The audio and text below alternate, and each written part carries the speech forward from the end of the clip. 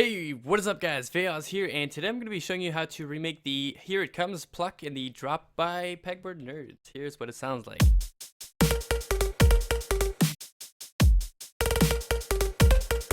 Okay, so I think I got pretty close, and I actually remade this one in Massive, so yeah, basically just load up a brand new Massive. I'm actually going to put the patch in the description because I want to spend more time explaining kind of what I did and for what reasons. So if you guys want, you can just grab it and follow through or whatever. I'll also be explaining the effects chain after that. But yeah, anyway. So first of all, I have three oscillators here. The main oscillator really that's going on here is a square.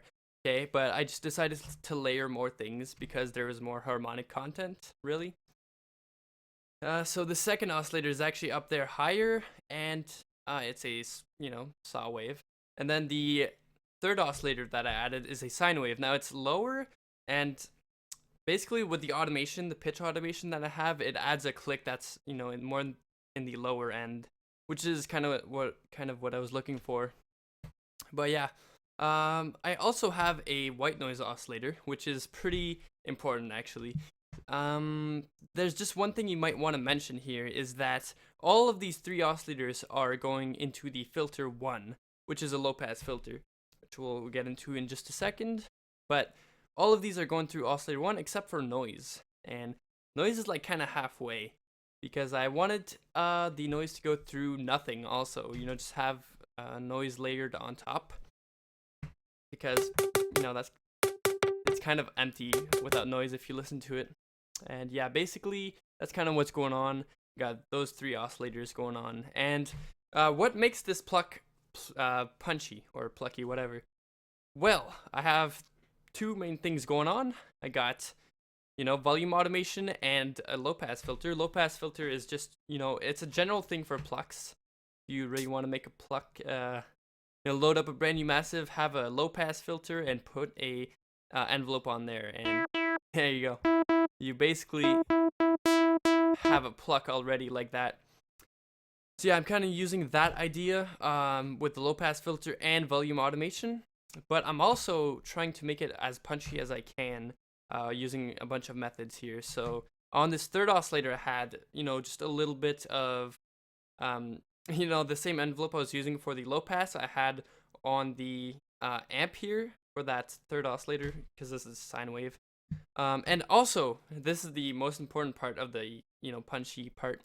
There is a envelope that is there going from 36 range down to 0 really freaking fast. The decay on there is at 3. That's how fast it is. It's like, if you have it any more than that, it just sounds, it's too obvious, really, that this is going on. And, it's just, you need a very short decay when you're going to do that on a pluck, or else it's going to be terrible. And yeah, basically, this same envelope I'm actually using on other things to make it even more punchy. That being the cutoff of the low pass filter and the cutoff for the white noise. And yeah, the white noise also, I'm just modulating the color a little bit using the second envelope. But yeah, that's basically what's going on. And yeah, to continue with that, I have some distortion going on in there, C tube right here, and S shaper. If you don't have these, it sounds a little bit different. It sounds a little bit weaker actually. And actually the point of having these is to kind of balance the volume out, have it a little bit more moderated, and also to cut a little bit of peaking going on. So yeah, that's pretty important. I have a reverb on there. Just before all my effects chain stuff, there's compression on the effects chain, okay? But the reverb before is pretty cool. This thing, basically, I don't know if you've ever experimented with, reverb before compression, but you can get really cool effects just with that whole idea. So we'll just do that real quick. So you see the reverb just is bumped out, like that, which is pretty cool. Yeah, but that's kind of the effect I was looking for. You can do it as much as you want. You can even put more reverb if you want to, but that's up to you. So yeah, that's what's on there. A little bit of reverb before that, a little EQ. I always do a little bit of EQing on the patch. itself. And I'm just gonna show you the difference between the patch itself and with the effects chain. Okay, so let's play it.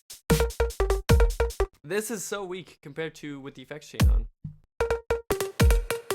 Okay, so you can tell that the effects chain is very important when it comes to this sound, at least, or most sounds actually, I think, in general. But basically, I know Pegboard nerds are really a big fan of, like, you know, multi-band compression and stuff like that onto their sounds, along with distortion and stuff like that. But this sound is mainly multi-band compression that does that, you know, that makes it even more plucky, punchy, whatever you want to call it. This thing has a 90 millisecond attack, which basically creates or emphasizes the transient a little bit. The transient being like that little part before the sound that is really punchy. In this case, it would be this thing right here, which you can tell is very punchy, just like that.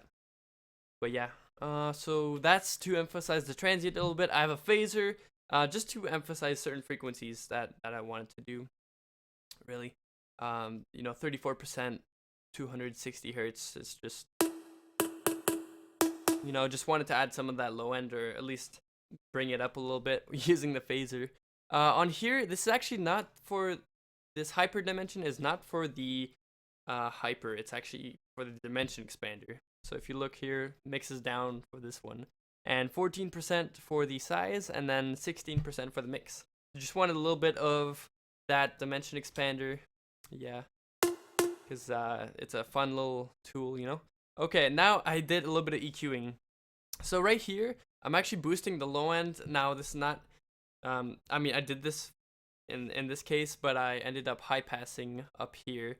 But this thing actually turned out to, you know, create more low end a little bit. Because I don't think I'm high passing that high. No, it's around like 100 something. So this is still affecting kind of part of the mid section almost. So I'm boosting the low end and the high end, and I have a high pass there for my EQ.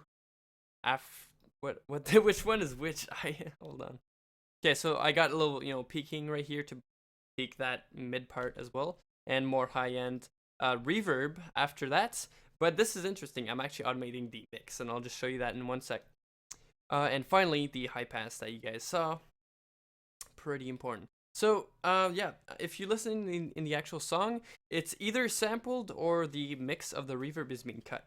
And I just, you know, I just decided to cut the reverb in this case.